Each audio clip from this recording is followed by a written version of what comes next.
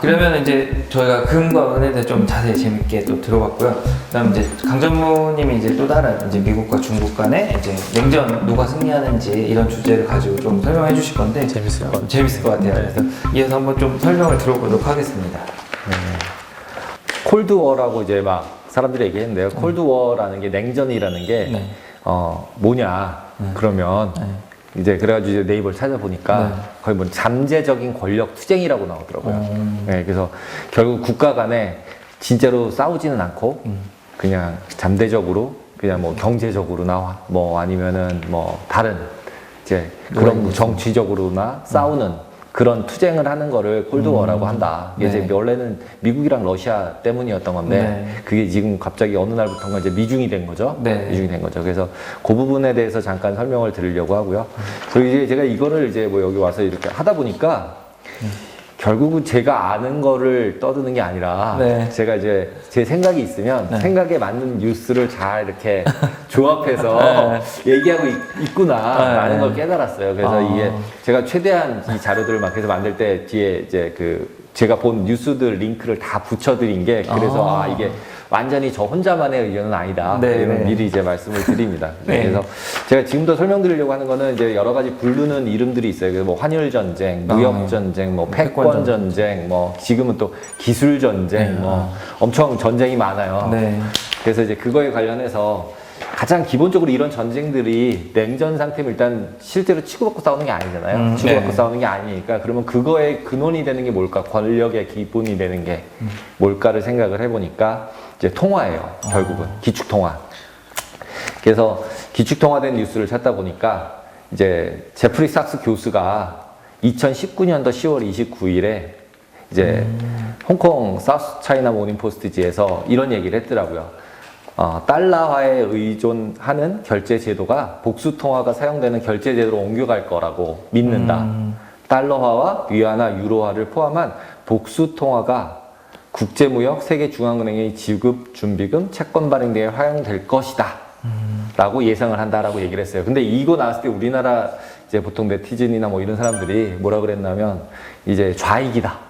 중국을 옹호한다. 미국을 이제 디스카드 한다. 뭐 이런 얘기들을 막 했었어요. 근데 이제 지금 이제 지나서 제가 지나서 보니까 이렇게 될지도 모르겠다는 생각이 드는 거예요. 그래서 그 제가 뒷장에서 기축통화의 역사로 해서 이건 그 제가 그냥 나름대로 정리를 해봤어요. 그냥 네. 이게 저도 이제 이렇게 정리해 본 적이 없어서 한번 정리를 하는 김에 정리를 해봤더니 1500년대에는 금과 은이었어요. 그냥 이제 그냥 통화, 기축통화로서 그랬는데 19세기에 산업혁명이 생긴 거죠. 그래서 너무 경제가 급성장을 하는 거예요. 그러니까 금이 증가를 해야 되는데 금이 증가 속도가 경제 발전 속도를 따라오지를 못하는 거예요. 그러니까 영국이 주도를 했었으니까 그러면 파운드로 1대1로 바꿔줄게 내가 잘. 그래서 이제 금본위제라는 게 이제 생긴 거죠. 그래서 그 당시에 영국이 전체 무역, 전 세계 교육의 60% 정도를 가지고 있었대요. 그러니까 영국이 자기가 이제 무역도 가지고 있고 금도 자기가 가지고 있고 그러니까 이제 내가 바꿔줄게. 그리고 했던 거죠. 그랬는데 이제 1914년도에 이제 1차 세계대전 터지고 그러면서 이제 파운드를 또 막 찍은 거죠. 파운드를 열심히 찍어서 전쟁 비용을 막 낸 거죠. 그랬더니 누군가는 또 이제 이거 이상하다. 돈 너무 많이 찍는데 금 바꿔줘. 이걸 시작을 한 거죠. 그래서 31년까지 이제 요 기가 14년에 31년까지 누군가가 계속 금을 파운드를 주고서 돈 내놔, 금 내놔, 금 내놔 이제 가져간 거죠. 그러다가 보니까 금이 없어요. 그래서 금 안 바꿔줘 나. 31년도에 금 안 바꿔줘를 해요. 그래서 금 본위제를 포기해버려요. 그러면 이제 31년에서 44년도까지가 비어요. 그래서 그 시간에는 보니까 이제 2차 세계대전이 있었어요.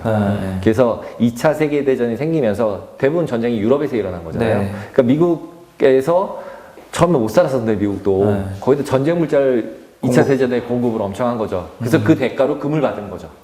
그래서 금이 자기네가 너무 많아진 거예요. 그래서 뉴스를 보니까 이 당시에 미국이 가지고 있는 금의 양이 전 세계 70에서 80%를 다 미국 혼자 가지고 있었고 그래서 그거를 빌미로 브레즈는 우드 체제를 만든 거죠. 다 모여봐. 44개국, 730명. 금 1온스에 35달러로 확정해서 내가 다 바꿔줄게. 금 본위제로 다시 가자. 이걸 간 거죠, 이제. 그게 44년이에요. 저희 이제 일제시대 때 마지막. 마지막. 네. 이제 그랬는데 그걸로 이제 잘 그래도 유지가 되고 있었죠. 근데 또 똑같아요. 71년도. 예. 베트남 전쟁 나오고 무역 적자, 금 가격 상승하고 그랬더니 또 프랑스 드골 대통령께서 또 먼저 금 내놔봐 달러 줄 테니까 그래서 또 금을 또 다 찾아가시기 시작을 했어요. 리얼로. 그랬더니 또 옆에 국가들이 이상한데? 쟤 찾아갔는데 그거 나도 줘 하다 보니까 똑같이 영국 때랑 똑같이 못 줘. 배 쬐어요. 닉슨이. 배를 쬐어요. 나 금 안 바꿔줘. 예. 그랬더니 이제 그다음부터 이제 난리가 난 거죠. 이제 기축통화가 없는 시대가 생긴 거죠. 이제 그때부터 이제 미국 달러 또 폭락하고 왔다 갔다 하고 이런 상태가 되다가 75년도에 사우디에 키신저가 몰래 가서 둘이 협약을 맺고 와요. 그게 뭐냐면 오펙 석유 수출 기구가 이제 있었는데 주도권을 사우디 너한테 줄게.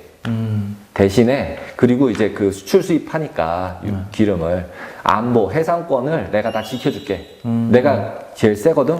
군대 내가 제일 세. 그러니까 내가 다 그 길을 다 막아줄게.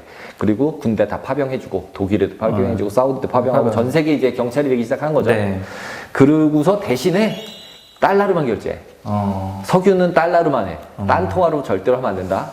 라고 한 거예요. 이 상황으로 지금 2020년까지 왔어요. 그렇죠. 거의. 이게 엄청난 일이죠. 네, 이게 결국은 어떻게 생각하면 이제 오일 본위제처럼 된 거죠. 네. 달러를 그러니까 기름이 없으면 다 산업 자체가 안 돌아가니까 그거 자체를 바꾼 거죠. 그래서 제가 맨 마지막에 결론으로 2020년도는 다시 이제 맨 끝부분에 말씀을 드릴게요. 그럼 지금 얘기했던 걸 기준으로 해서 보시면 결국은 중국이 미중 갈등 또 미중 전쟁을 지금 얘기했으니까 이제 다시 원점으로 돌아와서 미중으로 다시 돌아온 거예요. 그러면은 지금 보시면은 석유 결제 대금을 위안화로 하겠다고 선언을 하면서 했던 게 2016년이에요. 네. 2016년 1월에 시진핑이 사우디 들르고 뭐 이란 들러서 다 나 위안화로 좀 결제 좀 하게 해줘봐. 그걸 막 돌아다녔어요. 네. 그랬더니 바로 그때 국무장관이 바로 가가지고 얘네들 다시 만났다고 그러더라고요. 미국 국무장관. 미국 국무장관. 네. 네. 그 당연히 거래를 다들 못했겠죠. 그래서 그 이제 다음 장 또 보시면은 그때 2018년도에는 그래서 자기가 상하이에 거래소를 만들어 버려요. 네. 그러고서 우리 거래소에서 거래하자. 근데 아무도 거래를 안 해주네요. 네. 그리고 그 미국이 가지고 있는 게 좀 싫은 애들. 러시아나 앙골라 해가지고 조금씩 해줄 거로 예상된다고 했는데 실질적으로는 거의 거래가 안 됐대요. 거래가 안 되고 그래서 이때 같은 경우 달러화가 가지고 있는 거에 대해서 반감을 가지고 있는 국가들이 조금씩 했던 거예요. 그랬을 때 이제 어떻게 됐냐? 라고 보면 베네수엘라, 이란 같은 데들 금융 제재 맞고 네. 후세인, 이라크 이제 폭탄 맞고 전쟁 맞고 그 달러로 결제를 하려고 하는 거를 반대하게 되면 금융 제재를 받으면서 계속 당한 거예요. 미국한테. 네. 군사력도 다 있었으니까. 그런 상황이 지금 현재였는데 결국 2020년도 올해죠, 올해. 7월 19일에 BP가 결제를 해버렸어요. 의외죠. 진짜. 네, BP가 처음으로 결제를 했으니까 그러니까 이게 뒤쪽에서 조금 더 자세히 볼 건데 석유의 수입량이 가장 큰 나라가 중국이에요. 네. 이게 300배럴인가를 받은 건데 300만 배럴. 300만 배럴 한 건데 300만 배럴 하루 쓰는 양도 안 돼요. 하루 양도 안 돼요. 중국에서 하루 쓰는 양도 안 되는 건데 어쨌든 이거를 처음으로 위안화로 돈을 주고 오일을 받은 거죠. 중국에. 그러면은 결국 위안화를 가지고 뭘 했을까? 라는 게 이제 저의 물음표긴 했었어요. 그래서 거기까지는 찾아봤는데 내용이 나오진 않아서 그냥 다 게싱할 수밖에 없는 네, 그런 그러네요. 상태예요. 네, 그래서 중국이 그래서 이거를 왜 제가 처음에 말씀드린 게 지금 2016년이었죠. 네. 2016년에서 2020년이니까 벌써 5년 동안 열심히 노력을 했는데 코로나 덕에 처음 해본 거예요. 네, 오히려 오일 가격이 너무 많이 빠지고 그 다음에 수급이 다 망가져 버리니까 사주래가 중국이 밖에 없는 거죠. 그러니까 가서 나도 거기 말고 할 데 없어. 팔 데가 없어요. 예. 그러니까 그냥 위안화든 뭐든 받고 팔자. 그래서 간 거죠. 저장고도 중국밖에 없었고. 그래서 이제 19일자 뉴스들이 조금씩 나오기 시작을 해요. 그래서 제목들이 뭐 배럴당 위안 야심, 기축통화로 가는 첫 관문, 원유 뚫어. 그러니까 이제 제가 아까 처음에 기축통화를 간 지금 현재 시점에서 키워드가 뭐였냐면 기름이었고 그 다음에 군사적으로 지켜주겠다고 했고 네. 대신에 달러로만 거래하라 그랬어요. 이 세 가지 조건이 있었잖아요. 네. 그 세 가지 중에 지금 달러로만 거래하라는 거 어겼죠 일단. 그렇죠. 그렇죠? 그 다음에 뒤쪽에 다시 말씀드리겠지만 지금 자꾸 이제 군비 축소하고 있잖아요. 자국으로 넘어가고 돈 내라고 그러고 네. 독일에서 군대 빼고 네. 뭐 사우디에서도 군대 빼고 이러고 네. 있잖아요. 그러니까 이제 그게 다 연결이 돼 있는 것 같은 생각이 드는 거죠 이제. 그래서 지금 이제 곧 그림들 보시면은 중국 하루 소비량이 뭐 1200만 정도 되는 거고 미국은 점점 수입량이 줄어들고 있어요. 네. 왜냐하면 쉘이 나오고 있잖아요. 그렇죠. 그렇죠. 그래서 계속 줄어들고 있어요. 하루 소비량들 보시면은 뭐 1400만, 1900만 이렇거든요. 그러니까 어마무시한 걸 쓰고 있는 거죠. 거기다가 그 제가 조금 아까 말씀드렸듯이 중국 안에 선물 거래소랑 유가 거래소를 만들어 놨는데 네. 그게 INE 라는 거래소를 만들고 네. 거기서 원유 선물이 거래가 되고 있어요. 거래가 이걸 거래를 한 거죠. 아. 그래서 이제 원유 딜리버리를 한 거죠 지금. 네. 그리고 돈을 위안화로 받은 거죠. 여기서 아무도 거래 안 하다가. 아, 네. 그래서 이제 뒷장 보시면은 제가 이거 그 INE 원유 선물이랑 WTI 선물이랑 스프레드를 그려놓은 거예요. 네. 네. 보시면은 WTI 선물 완전 마이너스 40 갈 때도 네. 별로 흔들리지 중국에 않아요. 있는 건 별로 안 흔들렸어요. 거기다 고평이었어요. 고평가였어요. 그래서 아 이게 고평가가 된 적이 생각보다 많아요.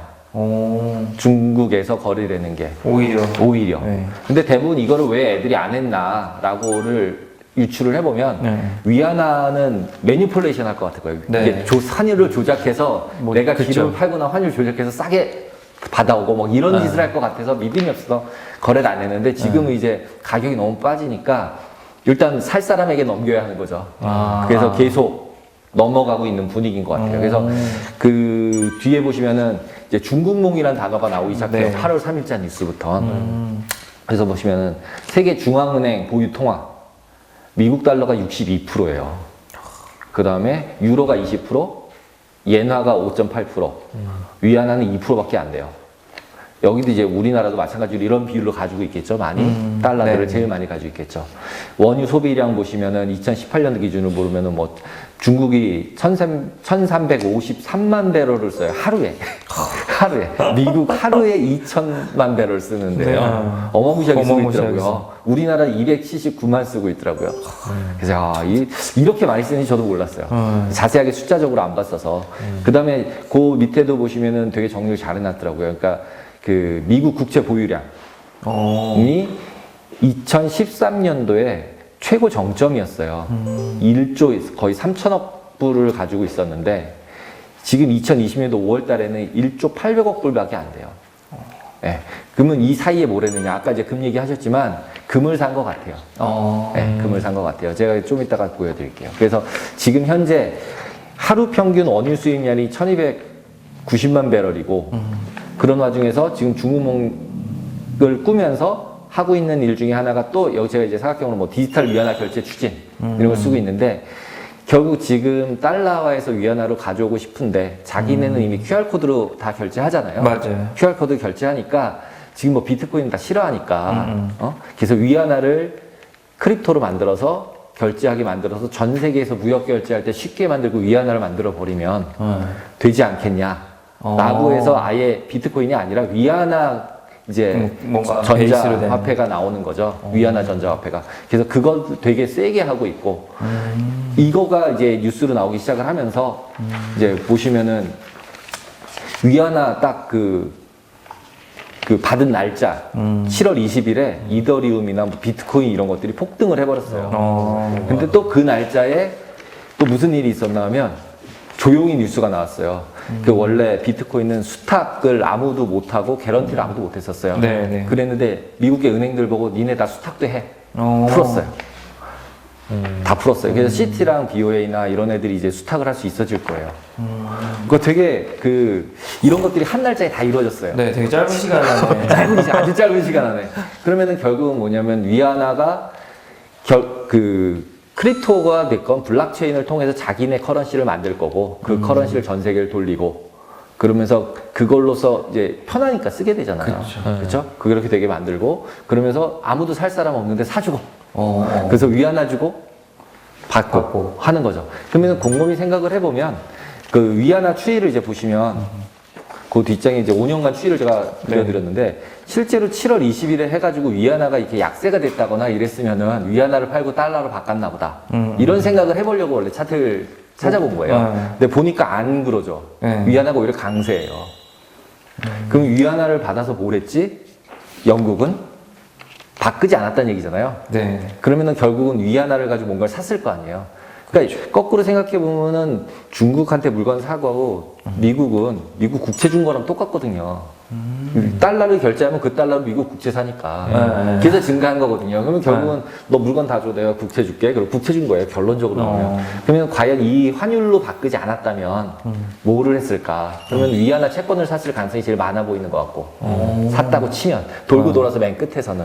어차피 위안화가 어차피 이제 뭐 종이니까. 종이니까 뭔가를 사야 돼요. 뭔가를 사긴 사야 뭔가를 사야 돼요. 예, 뭔가를 사야 돼요. 그러니까 그 통화가 늘어나면 그 나라 국채가 늘어날 수밖에 없는 거예요. 그러니까 이제 그 관점에서 보면 아 이제 위안화의 비중들을 높일 가능성도 있어 보이는 거죠. 예. 그래서 이 통화면에 봤을 때는 생각보다 빠른 진전이 있는 것 같다라는 느낌이 많이 들었어요. 그러니까 중국이 치고 들어오는 거네요. 치고 들어오는 미국을 거죠. 패권에. 개겨 보는 거죠 이제 한번. 그럼 이런 방향으로 흘러가면 달러 약세에 그러니까 또 영향을 유지가 주는 될 시점이 수밖에 될 수 있는. 없죠. 예. 그래서 이제 위안화가 저렇게 되면서 위안화가 강세가 되고 달러 약세가 계속 유지가 되는지를 잘 봐야 되겠죠. 결국은 이 커런시에서 패권이 넘어가면 저희가 그렇죠. 앞에서 역사를 쭉 봤잖아요. 네. 그래서 얘 계속 돈이 없을 것 같네? 못 갚을 빼고, 것 같네? 이러면 빼고, 이제 어. 빼고 기축통화가 바뀌면 전체 구조가 바뀌잖아요. 영국에서 네네. 미국으로 넘어오는 거죠. 네네. 그러니까 이제 이걸 막기 위해서 결국은 미국은 뭔가 결산을 액션을 하겠죠. 결산을 취하겠죠. 하겠죠. 예. 근데 이제 지금 현재 트럼프는 약간 다 빼자 분위기잖아요. 나 먹고 나 혼자 잘 먹고 잘 살래. 그쵸, 다, 그쵸, 다 그쵸. 가봐. 이러다 보면 결국은 이게 깨지는 그림의 영동이 되게 많이 나올 수도, 되잖아요. 네. 왜냐하면 일단은 뭐 아까 마찬가지로 안보 부분 건드려지니까. 네. 그래서 이제 안보 부분을 그래서 한번 이제 보려고 그 다음에 이제 안보 부분을 넣었어요. 저도 솔직히 이게 잘 모르는 분야여서 네. 안보 부분은. 근데 몰랐는데 사우스 모닝 포스트를 보면은 네. 이 옆에 칸에 밀러터리라는 뉴스 칸이 있더라고요. 그래서 거기에 밀러터리 관련된 뉴스가 굉장히 많이 나와요. 그래서 거기 있는 것들을 좀 찾아보고, 그다음에 네. 유튜브 몇 개 보고, 그리고 제가 이제 찾아본 내용들을 간략하게만 설명을 드릴게요. 네. 주로 그림으로만 했어요. 왜냐하면 이게 저희가 군사 용어 잘 모르고 네, 네. 구축함 잘 처음 모르잖아요. 들어보는데. 처음 들어보잖아요. 그래서 이제 저도 처음 들어보거든요. 그래서 네. 찾은 거예요. 그래서 2020년도 5월 15일자 네. 뉴스예요. 뉴스에서 구축함은 진짜 전투가 되는 그쵸. 배예요. 그래서 그게 USS 라파엘 페랄타라는 배가 있대요. 지금 밑에 있는 그 그림 배예요. 이게 지금 황해라고 부르는 게 우리 서해. 네. 네, 서해 쪽인데 그 서해 안에서 이 미국 군함들이 그 뒤에 보면 지도도 이제 같이 올라와 있더라고요. 그래서 어느 근처까지 갔었는지도 다 나와요. 무서운 세상인 것 같아요. 나랑 되게 가까이 갔네요. 네, 되게 가까이 가요. 얘가 이 서해안을 들어오는 거를 중국이 제일 싫어한대요. 왜냐하면 여기 서해안에 들어오면 북경, 다 그 다음에 감시가 상하이가 그냥 다 사정권이에요. 네. 그래서 잠수함이 됐건 무슨 구축함이 됐건 들어오는 거 무조건 못 완전 들어오는데 싫어하죠. 200캐리건 뭐건 안 지킨대요, 중국. 네. 그런 거 뭐 공해인데도 못 들어오게 네. 한대요. 들어오지 말라고 가다가. 무서워하죠. 네, 네. 무서워하는 거죠. 그러니까 결국은 제가 이걸 찾으면서 느낀 거는 뭐냐면 아직도 말보다 주먹이 가까운 건가 보다. 네. 네. 그 다음에 미군이 빠지면 이쪽 동해 남중국해도 그렇고 네. 미군이 빠져나가면 이렇게 찝쩍거리면서 중국에 그럴 수 가서 있죠. 네. 그냥 군대 갖다 넣은대요. 네. 그럼 어떻게 못하니까 필리핀도 못하고 베트남도 못한대요. 그렇죠. 그래서 영토 분쟁들이 계속 일어나고 있는 거죠. 그래서 그 다음 장도 보시면은 이것도 새로운 이름이에요. 주말트. 네. 얘가 뭐냐면 배도 스텔스 배가 있더라고요. 네. 그렇게 생겼는데요. 네, 스텔스, 네. 생겼죠. 그래서 얘는 레이더에 안 잡힌대요. 네. 그 조그만 어선처럼만 잡힌다 맞습니다. 그러더라고요. 그래서 이게 원래는 공격용이 아니래요. 정찰용인 거예요. 비행기처럼. 그게 2017년도 때는 정찰배로 이렇게 있었는데 목표는 이제 공격용으로 바꾸는 거였는데 그 뒷장 보시면은 20년 올해 3월 30일에 공격용으로 이제 장착을 해서 완료가 됐대요. 그래서 완전 작동이라고 표현이 돼 있더라고요. 그래서 이게 되게 무서운 상황이구나 라는 게 보여지고 그게 3월 30일이에요. 그다음에 최근에 7월 4일 날 남중국해가 이제 문제가 계속 발생하고 이러니까 결국 이제 그 두 대의 항공모함이 갔죠. 레이건하고 나츠미가 간 거예요.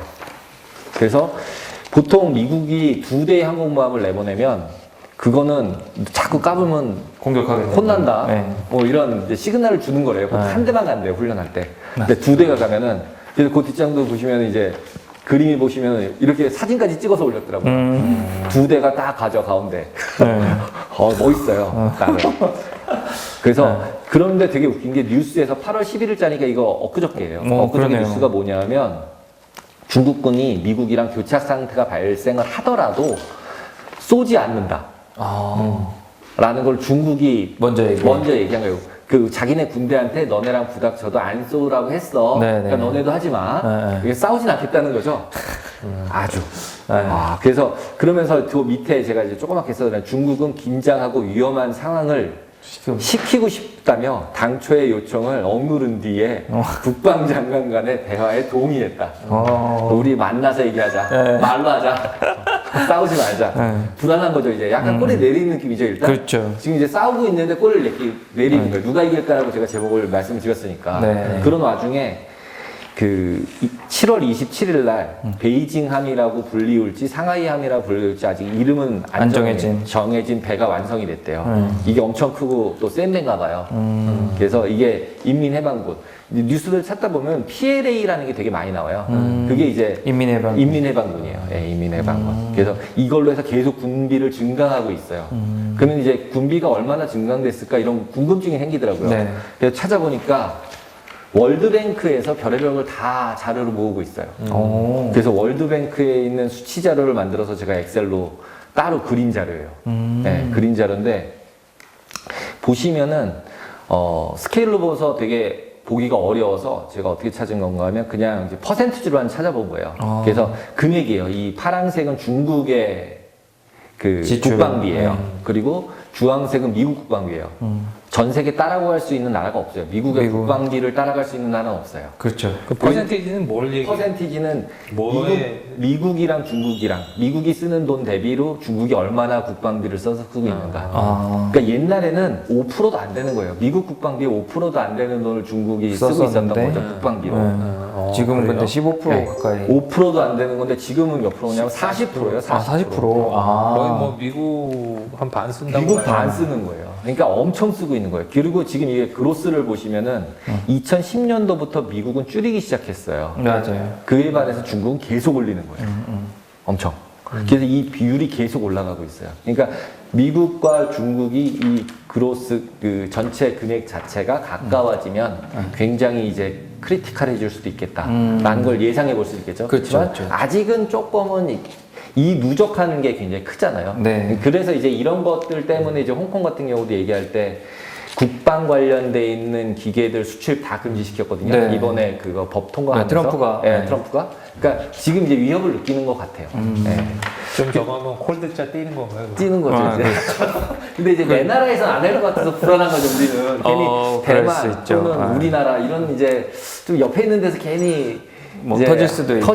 터트리고 자기네들은 또 이제 또 괜찮을까봐 아주 불안한 거죠, 이제. 그래서 그 뒷장은 제가 그래서 그러면은 경제 사이즈는 어떨까? 그 중국이 저렇게 개길만하게 컸을까라는 게 궁금해서 GDP가 제일 쉬우니까 그래서 GDP를 제가 이것도 월드뱅크 자료예요. 네, 월드뱅크 자료를 그냥 해서 만든 자료인데 여기 보면은 그 US GDP가 나오고 US GDP PPP가 나와요. 그리고 차이나 GDP도 PPP로 바꾼 거. 이게 PPP가 뭐냐면 Purchasing Power Parity라고 해서 구매력 기준으로 만든 GDP예요. 네, 똑같은 GDP인데 그러면은 똑같은 국민소득이 같더라도 생필품 값이 싸면 네. 당연히 더 많이 살 수 있잖아요. 그렇죠. 그러면 그거를 미국 기준으로 바꾼 거예요. 그러니까 결국은 PPP가 높다는 거는 실질 구매력이 높을수록 물가가 더 싼 상태가 되는 거죠. 싼 국가가 더 위로 올라가게 되겠죠. 그쵸. 물가가 싼 국가가. 그렇게 해서 보시면은 파란색 선이 미국이에요. 그래서 미국은 자기네가 기준이니까 안 움직여요. PPP로 하든 뭘로 하든 안 움직여요. 그대로인데 중국은 달러 기준으로 바꿔서 햄버거 기준 바꾸고 인건비 바꾸고 그래서 실제 구매력 기준으로 바꿔가지고 그림을 다시 그리면 이제 파란색이 차이나, 네. 그리고 이제 노란색이 미국, 네. 그 다음에 주황색이 PPP로 바꾼 차이나. 그러니까 원래보다 물건값이 싸니까 훨씬 더 높은 GDP인 거가 되는 거죠. 미국 물가 수준하고 맞추면. 그러면 그게 넘어간 게 2016년, 2017년도에 넘어갔어요. 그러니까 중국 애들이 생각했을 때는 CNY 기준으로 GDP 만들고 있을 거고, 네. 제 생각에. 그러면 자기 딴에는 2016년도면은 미국이랑 다이다이 먹었다고 생각했고, 그래서 사우디를 간 것 같은 거예요. 그래서 너 나랑 하자. 직접 하자. 이제는. 우리 비슷하다. 이렇게 우기려고 했는데, 이제 안 된 거죠. 근데 알고 보면 이렇게 스프레드는 계속 있었던 거죠. 근데 이번에 코로나로 제가 이제 흐린 선으로 낮춘 게 뭐냐면 이제 GDP가 낮아지잖아요. 미국은 네. 그로스 한 마이너스 뭐 10%, 5% 하는 데들도 있고 YOY로. 네. 그리고 중국은 뭐 한 1, 2% 뭐 이렇게 얘기하고 있어요. 그래서 그걸 반영하면 이제 미국은 GDP가 떨어지고 그 다음에 중국은 GDP가 그대로 조금이라도 올라가죠. 그러면 보면은 제가 이제 1.39x라고 썼는 게 오른쪽 차트도 미국의 몇 배냐를 그린 거예요. 그래서 1.39배예요 지금. 그러니까 많이 따라온 거죠. 엄청 따라온 거죠 지금. 엄청 따라왔네요. 네, 다 따라왔다고 보시면 돼요. 그래서 이제 그 뒷장은 제가 그래서 이제 그러면은 그 얘네들이 결국은 이제 그 GDP도 GDP지만 리저브 부분에 있었을 때 중앙은행 리저브들. 그래서 그 리저브는 어떻게 가지고 있을까? 그래서 찾다 보니까 그것도 또 월드뱅크 자료 안에 그 리저브 데이터가 따로 있더라고요. 토탈 리저브. 디테일하게 있어요. 인크루딩 골드가 있고요. 리저브 데이터도 마이너스 골드한 리저브가 있어요. 훌륭해요. 그래서 저도 이제 이번에 이거 준비하면서 이런 자료를 찾게 돼서 대단하다. 이런 걸 다 만들어 놨구나, 월드뱅크는. 그래가지고 그걸 이제 빼기도 해본 거예요. 제가 이것도 그림을 그냥 그려서. 그러면 이걸로 보면은 결국은 미국하고 중국하고 보시면은 달러를 찍을 수 있는 애는 리저브가 많이 필요가 없어요. 그렇죠. 그렇죠. 내가 찍으면 되는 거니까. 그냥 만들면 되니까. 네. 그러니까 이 기축 통화가 얼마나 중요한지를 알 수 있는 거죠. 중국은 저렇게 많이 가지고 있어요. 엄청나게 가지고 있잖아요. 지금 3천 이상 가지고 있으니까. 네. 그러면 이제 그 노란색이랑 파란색은 골드를 포함하냐 안 하냐니까 그거 빼기를 해봤어요. 그게 오른쪽 차트예요. 그러면은 중국이 그 빼기한 게 골드잖아요. 네. 그래서 골드를 얼마나 가지고 있는 거지? 이렇게 봤더니 미국이 골드가 많아졌다 줄어들었다 하더라고요. 그래서 보니까 이거 달러 텀으로 된 거면은 골드 가격에 따라 변했을 것 같은 거예요. 그래서 그려보니까 노란색 그린 게 금 가격이에요. 그러니까 결국 그래 나누기 해보니까 미국은 금 양이 안 변했어요 거의. 그러니까 달러 텀으로 금 보유량을 자기네 리저브라고 보여주다 보니까 결국은 금 가격이 올라가면 리저브가 많아지는 것처럼 나왔다가 금 가격이 떨어지면 리저브가 줄어드는 거예요. 그래서 붙어 있네요. 그래서 붙어 있는 거예요. 네. 그래서 얘네들은 미국은 그대로 있네. 근데 중국은 그게 그 얘기군요. 네, 그게 그 얘기예요. 그래서 결국 중국은 조금씩 계속 더 사고 있어요. 그러니까 결국은 그 아까 앞에서 보여드렸던 차트처럼 산 다음에 물건 사고 달러 받은 다음에 그걸로 트레저리를 샀었는데 최근 5년간 안 샀잖아요. 줄어들었잖아요. 그러면 다 이런 거 사는 거죠. 금 사거나 뭐 다른 걸 산 거죠. 딴 나라 통화를 산 거죠. 그런 걸 이제 유추해 볼 수 있잖아요. 이거 뭐 발표는 안 했지만. 그래서 이제 이렇게 생각을 해도 중국 애들이 만만치는 않구나. 라는 이제 생각이 좀 드시죠. 그리고 그 다음에 이제 하여튼 인구를 보고 싶었어요. 이게 전 세계 인구 그림이에요. 진한 색일수록 인구가 많은 거예요. 역시 중국과 인도가 아주 많다. 그렇죠. 라는 걸 볼 수 있어요. 그리고 그 뒷장도 보시면은 이제 연령대별 분포. 이건 뭐 뉴스에서 많이 보셨을 거예요. 이것도 월드 파퓰레이션 리뷰라는 사이트가 얘에서 굉장히 디테일하게 잘 나오더라고요. 네, 다 오픈해서 라이브로 살아서 움직여요. 그래서 그걸로 보시면은 중국은 위아래 오르락 내리락 하고 있죠. 그래서 33세 굉장히 많고 51세 좀 많고 근데 밑에를 보시면은 얘네는 밀리언이에요. 밀리언이에요. 단위 자체가 자체가 부실하다 해도 인원수가 엄청 커요. 밀리언인 거죠. 밀리언이에요. 8밀리언이에요. 그러니까 엄청 인구가 많은 거죠. 근데 미국은 참 관리를 잘한다. 연령대도 맞추고 남녀도 맞춰요. 거의 균등하네요. 균등하게. 그래서 인구 관리도 되게 잘하고 있구나를 보실 수 있겠죠, 그죠? 그래서 되게 이런 걸 미국 잘 못하는 것 같았는데 엄청 뒤로 잘 되고 있는. 네. 그러니까 이거는 이제 이민 받고 이런 정책들을 이용해서 굉장히 잘하고 있는 거라고 보여요. 그리고 이제 그 뒤에 쪽은 이제 인구 전체를 갖다가 그림을 크게 이제 보여드리는 거예요. 그래서 보시면은 결국 2020년 기준으로 봤을 때는 2099년 가면 줄어들어요. 우리나라도 비슷하고. 네. 이거 우리나라 것도 요 사이트 가시면은 다 볼 수 있으세요. 네. 우리나라 너무 심각해요. 네. 그래서 넣었다가 뺐어요. 너무 우울해서 너무 우울해서. 너무 우울해서 뺐어요. 네, 그 정도예요. 보시면 너무 우울해요. 네, 진짜 우울한 정도로 그림이 나와요. 그래서 줄어들었다 해도 10억 명 이상이에요. 2099년 가도. 미국 같은 경우는 뒷장 보시면 3억 명인데 늘어나는. 계속 늘어나요. 대단한 애들이에요. 그래서 미국도 만만치 않다. 관리되고 있는 애들이다. 역시 다르다. 그래서 이제 그 기축통화의 역사를 얘기하면서 이제 최종 정리를 해보려고 그래요. 그래서 이제 그 앞에 부분 다 말씀을 드렸고, 그리고 2020년도에 그럼 어떤 일이 일어나냐 지금 말씀드린 걸 생각해보면, BP가 300만 배럴을, 한마디로 메이저 회사가 300만 배럴을 위안화로 결제를 하는 일을 했다. 용감하게. 근데 어쩔 수 없었다. 코로나 때문에. 이렇게 익스큐즈라고 있겠죠. 그렇겠죠. 그래서 다른 나라들이 계속 더 할 건지 말 건지가 이제 굉장한 주목 포인트인 것 같아요. 네. 그래서 이제 근데 그 뉴스들을 보면은 원자재 회사 머큐리아라는 회사가 있는데 걔네들도 계약하기로 했다고 하고 점점 늘어나고 있는 거죠. 원래는 베네수엘라 이런 이제 뭐 반미 국가들만 했던 건데 되고 있고, 그 다음에 독일이나 사우디에서 빼고 있고, 맞아요. 군대를 빼고 있고, 우리나라에서도 지금 빼겠다고 계속 얘기하잖아요. 그리고 군대를 그렇게 빼고 나면은 중국은 이제 찝쩍거리죠. 네. 이렇게 저쪽 섬 이런 데 찝쩍찝쩍 거리니까. 그래서 이제 그런 부분들도 우리가 한번 고려를 해봐야 된다. 그래서 우리도 주한미군 철수해라 뭐 이런 거 할 때. 그래서 우리나라도 많이 사잖아요. 지금 미국 원유 많이 사잖아요. 그러니까요. 네. 사줘야 되는 거예요. 안 사주면 이게 혼나니까. 그래서 이게 되게 다 연결이 돼 있구나. 이런 생각이 들죠. 3인가 그렇더라고요. 그쵸. 엄청나게 사들여서 하죠. 저희가 3위 정도. 네. 아니고 사우디가 제일 많고, 사우디에서 하는 게 제일 많고, 그 다음이 쿠웨이트인가 그렇고, 3위가 미국. 엄청 사더라고요. 이게 정치적인 연관성이 다 있는 거였고, 군사적인 연관성도 굉장히 있는 거다라는 말씀을 드릴 수 있을 것 같아요. 그리고 이제 결론으로 가기 위해서 딱 보니까 패권 전쟁 중이다. 그러나 이제 15일날 내일 모레 경제 고위급 회담을 해요. 근데 아까도 말씀드렸지, 군사도 했을 때 우리 한 발도 안 쏟게 먼저 이제 내리잖아요, 꼬리를. 중국이, 그쵸. 중국이. 여기서도 꼬리를 내릴 것 같아요. 그래서 싸우진 않을 것 같다. 그 얘기 뭐냐면 스스로가 내가 미국보단 약하다고 인정한 거잖아요. 그쵸. 한 거죠.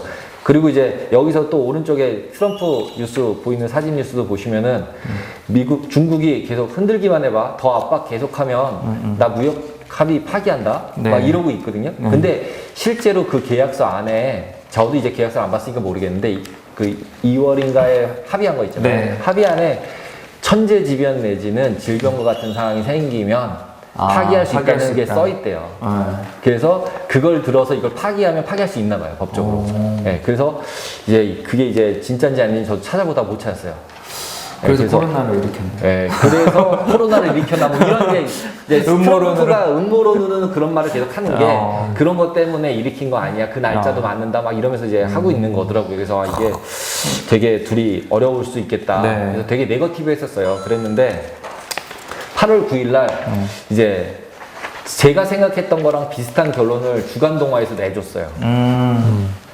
시진핑이 마오쩌둥 동상 앞에서 연설하고 있는데 지구전론이라는 거를 얘기한대요. 마오쩌둥이 두 가지를 얘기를 했을 때, 지구전론이 뭐냐면 질질 끌고 오래 가겠다. 그리고 한쪽에서는 우리 너랑 비슷해졌으니 한판 붙어서 싸워서 이기자. 이렇게 두 파가 있대요. 중국에 항상 두 파가 있는데 지금 시진핑이 이 편 들을까 이 편 들을까 하다가 지금 일로 붙은 지구전으로 간 거죠. 그래서 지금 현재는 싸우면 내가 질 것 같은 게 확실해졌고, 그러면은 올해 대신에 인구로 보나 소비 그걸로 보나 지금 앞에서 쭉 본 걸로 보면 오래 가면 내가 이길 것 같은 거죠. 그렇죠.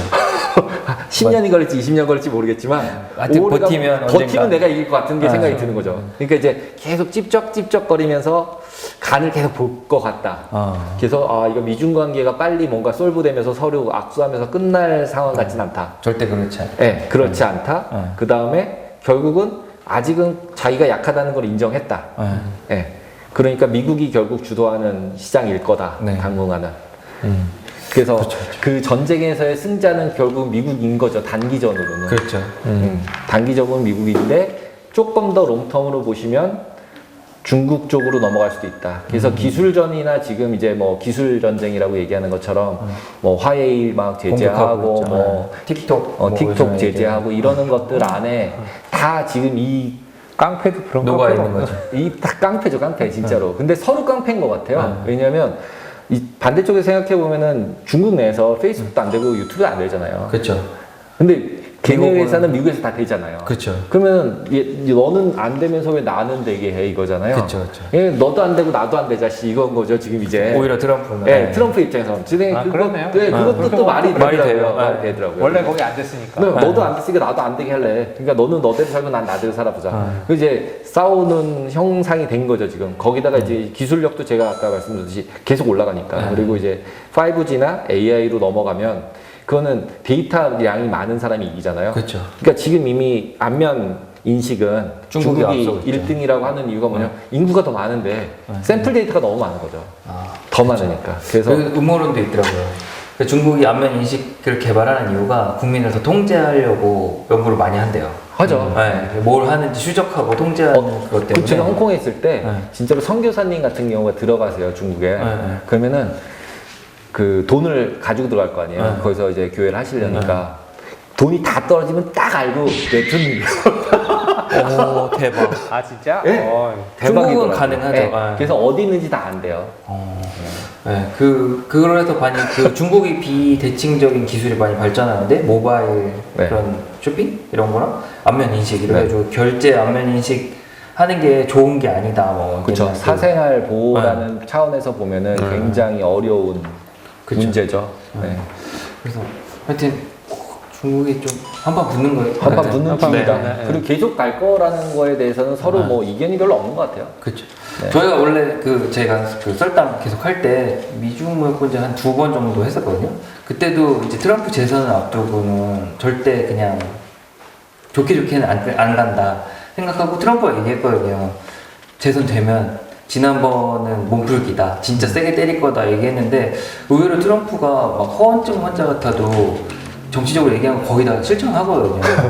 그 예전에 제가 할 때 공약을 비교해 보니까 거의 다 했어요. 자기 선거 때 얘기한 걸 거의 다 했어요. 했어요. 10개 정도 주요 공약이 다 했는데 실패한 게 오바마 케어 없애는 거였는데 그거는 정치적으로 좀 밀려서 못한 거고 그다음 뭐 멕시코도 추진했지만 이제 잘 안 된 거지만 다 시행했거든요. 그러면 그런 논리를 보면 중국한테 딱 명확하게 얘기했거든요. 내가 재선되면 절대 그냥 안 한다. 안 한다. 지금 사인해. 이렇게 한번 그런 기사 났었잖아요. 그랬는데 막 중국이 그때 안 했다가 어떻게 올 초에 약간 미국도 힘들고 보니까 정리된 것 같았는데 이제 트럼프가 이제 코로나까지 생겼으니까 명분이 또 생긴 거죠. 때릴 수 있는. 바이든 되면 좀 달라지네. 근데 똑같다는 거 보는 똑같다 시각이 더 많은 것 같아요. 수도 있을 것 같아요. 근데 이번에 부통령 네. 그 해리스. 해리스 해줬는데 해리스가 되게 온화한 사람인가 봐요. 전 잘 모르겠는데 해리스 돼가지고 주가 올랐다 그러더라고요. 어제 오른 게 해리스 해서 해리스 말고 같이 경쟁했던 친구 있어요. 뭐 누구 있는데 국정원 이름이 생각나요. 이름 생각이 저도 안 나는데 이 친구가 되면 심각한 문제래요. 네, 그런데 이 해리스가 해리스. 돼서 되게 미국 주식 쪽이나 이쪽은 좀 더 좋게 다행이다. 다행이다. 저 친구여서 오히려 그래서 네. 뭐 중국 제가 지난 방송 모니터링 하다 보니까 제가 이렇게 얘기했는데 미국 군부는 아무래도 다시 좀 중국이 강경 갈 것 같거든요. 그래서 요 아까 그 군함 얘기도 그런 것 같고 되게 재밌는 게 베트남이랑 중국이랑 영토 분쟁이 되게 심하거든요. 다예요 다. 그 필리핀이랑 그렇고 그래서 의외로 베트남은 또 미국이랑 되게 손잡고 싶어 한다고 하더라고요. 그렇겠죠. 중국 무섭잖아요. 견제하고. 무섭잖아요. 중국이랑 그쵸. 싸우려면.